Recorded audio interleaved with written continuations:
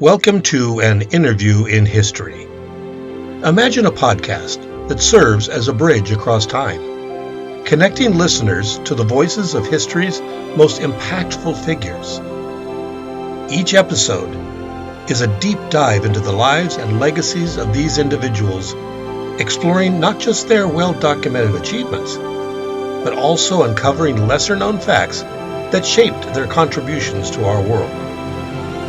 From scientists who unlocked the mysteries of the universe to activists who fought for social change, each story is a testament to the indelible mark they left on society. This journey through history will not only educate, but also inspire listeners to appreciate the intricate tapestry of human progress. This week on An Interview in History, we're talking with George Herman Babe Ruth. He was an American professional baseball player whose career in Major League Baseball spanned 22 seasons, from 1914 to 1935.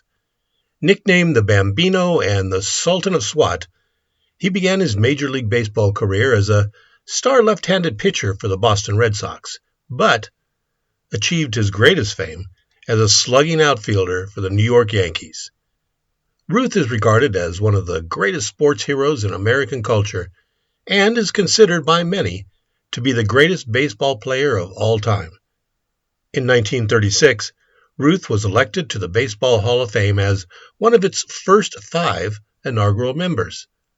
This interview takes place on April 8, 1945. Welcome, Babe Ruth. It's an absolute honor to have you here. Let's start at the beginning. Tell us about your early childhood.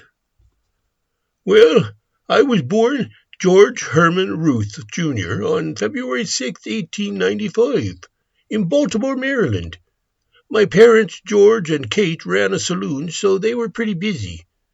I had 7 siblings, but only my sister Mamie and I survived past infancy. It was a rough upbringing, to be honest. What was your childhood like? I was a bit of a wild child. By the time I was 7, I was running around the streets getting into trouble.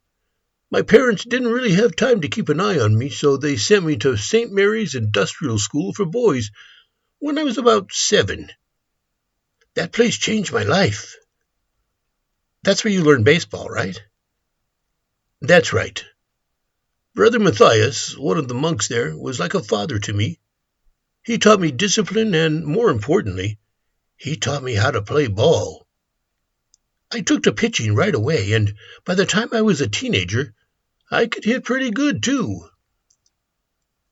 Then how did you go from St. Mary's to the big leagues? The Baltimore Orioles, back then a minor league team, spotted me and signed me in 1914. Jack Dunn, the owner, became my legal guardian since I was too young to sign a contract. The other players called me Dunn's Babe, and that's how I got my nickname.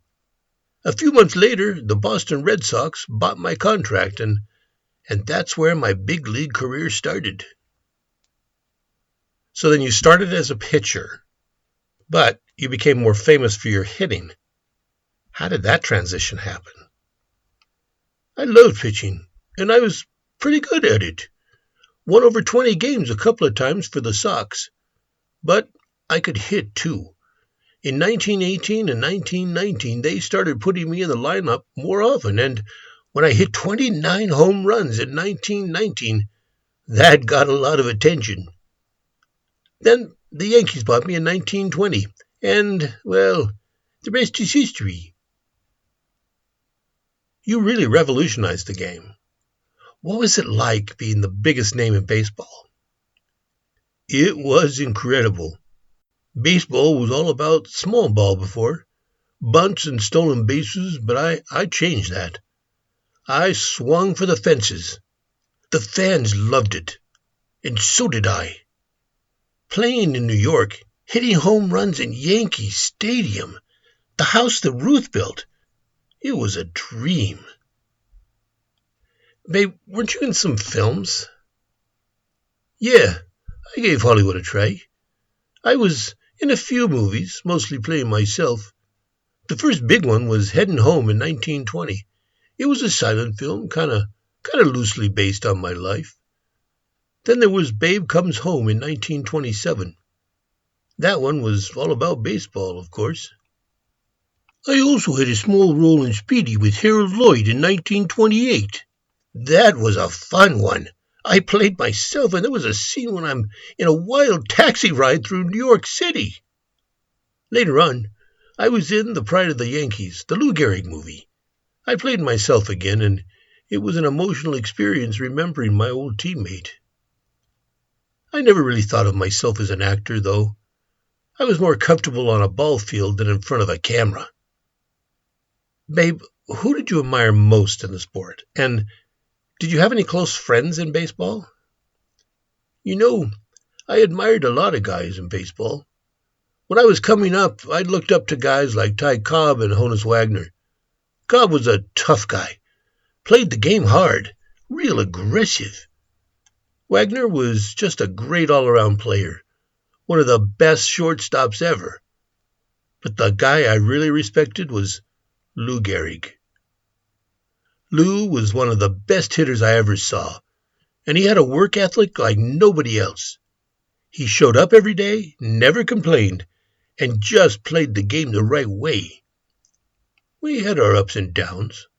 There was a time we weren't exactly talking, but in the end, I had nothing but admiration for him. When he got sick, it broke my heart. As for close friends, I was pretty friendly with Wade Hoyt and Lefty Gomez. Those guys were fun to be around, always cracking jokes. And I got along well with my old Red Sox teammate like Ernie Shore. But honestly, I was a bit of a lone wolf sometimes. I was always off doing my own thing, you know. I understand that your 1930s salary negotiations, you had some issues. Can you elaborate? Sure. On January 7th, 1930, my salary negotiations with the Yankees quickly broke down. Having just concluded a 3-year contract at an annual salary of $70,000, I promptly rejected both the Yankees' initial proposal of $70,000 for 1 year and their final offer of 2 years at $75,000. That latter figure equaling the annual salary of then U.S. President Herbert Hoover. Instead, I demanded at least $85,000 and 3 years. When asked why I thought I was worth more than the President of the United States, I told them, if I hadn't been sick last summer, I'd have broken the hell out of that home run record. Besides, the President gets a 4-year contract. I'm only asking for 3. Exactly 2 months later, a compromise was reached with me, settling for 2 years at an unprecedented $80,000 per year. What about your personal life? How did all this fame affect your relationships? I won't lie. I had my fun. I was married twice. My first wife, Helen, and I had a rough go of it. We eventually separated. After she passed, I married Claire, who was wonderful to me and my daughters, Dorothy and Julia. She kept me grounded. What was life like after baseball? Retirement wasn't easy. I always wanted to manage, but never got the chance. That hurt. I spent my time playing golf, making public appearances, and giving back to the kids. That's important to me. I can't let you go without asking you to tell us the story about the little boy in the hospital. Ah, yeah, you must be talking about Johnny Sylvester. That was one of my favorite stories.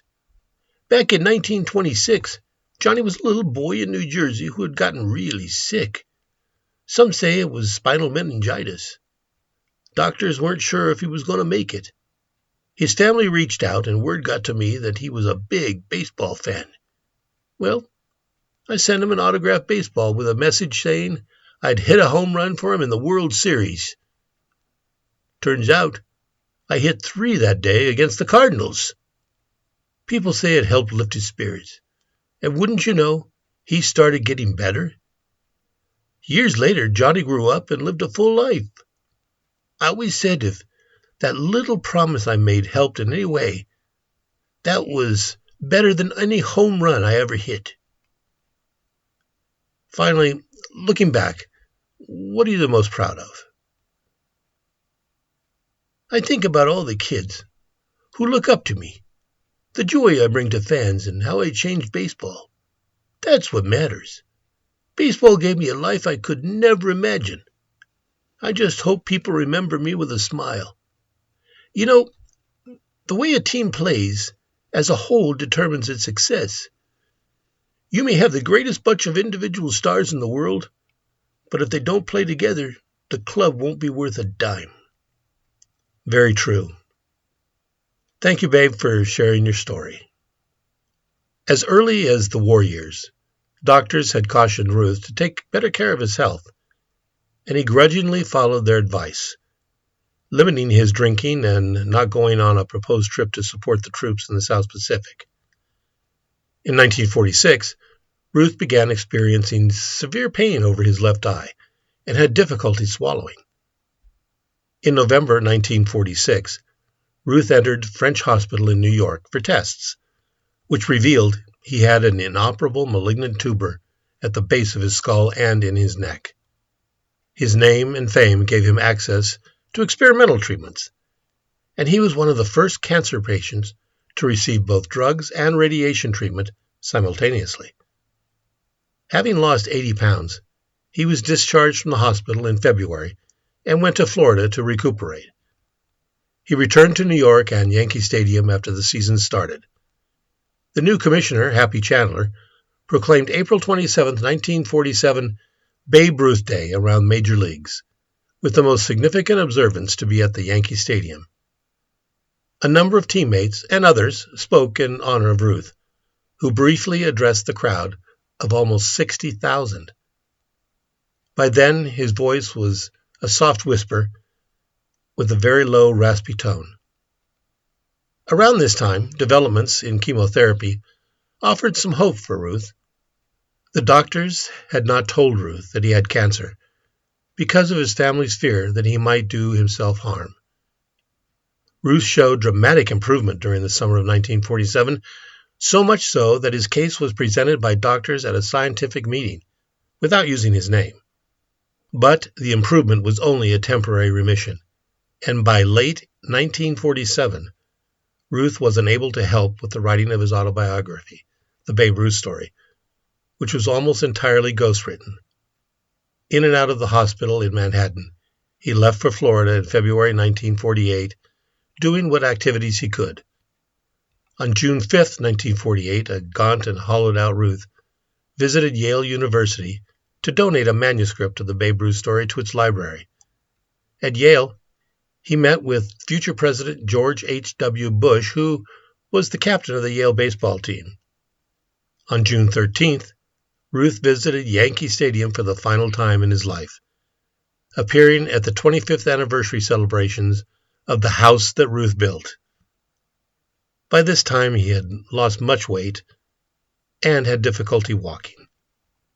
Introduced along with his surviving teammates from 1923, Ruth used a bat as a cane.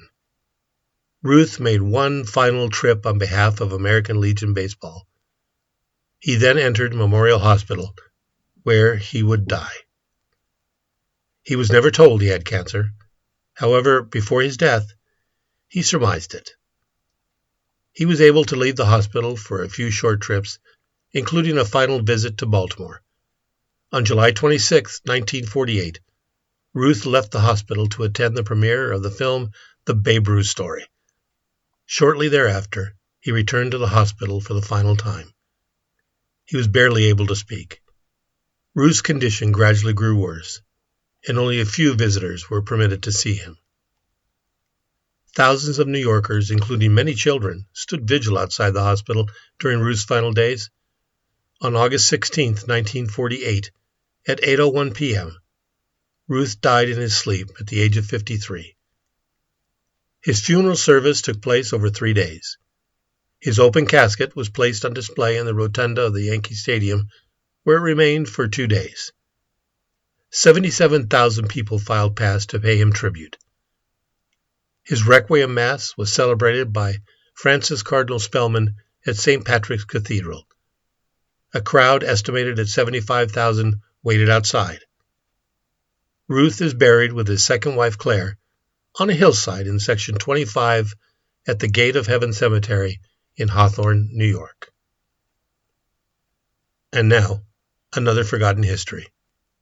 In 1931, a teenage girl made history in a way that no one saw coming. Jackie Mitchell, the 17-year-old pitcher for the Chattanooga Lookouts, took the mound and did the unthinkable. She struck out baseball legends Babe Ruth and Lou Gehrig in an exhibition game. This feat, which sounds something like out of a Hollywood movie, was very real and showcases the incredible talent Mitchell possessed. From a young age, Mitchell's potential was evident. Living next door to future Baseball Hall of Fame inductee Dizzy Vance, she learned to pitch by using a special drop ball technique. Her skills quickly advanced, and by 17, she was playing for a women's team, attending a baseball school in Atlanta, and catching the eye of the Chattanooga Lookouts. In 1931, she signed one of the first professional baseball contracts given to a woman. Mitchell's moment of fame came swiftly that season, but her triumph was short-lived. Despite her impressive performance against Ruth and Gehrig, the baseball commissioner soon voided her contract, deeming the sport too strenuous for women. Undeterred, Mitchell continued to play professionally with traveling teams until her retirement in 1937. Jackie Mitchell's story is a testament to breaking barriers and challenging norms. Her legacy reminds us that talent knows no gender, even if the world isn't ready to accept it. Join us next week when we talk with Lester Joseph Gillis, also known as George Nelson and Babyface Nelson. He was an American bank robber who became a criminal partner of John Dillinger when he helped Dillinger escape from prison in Crown Point, Indiana. Until then, take care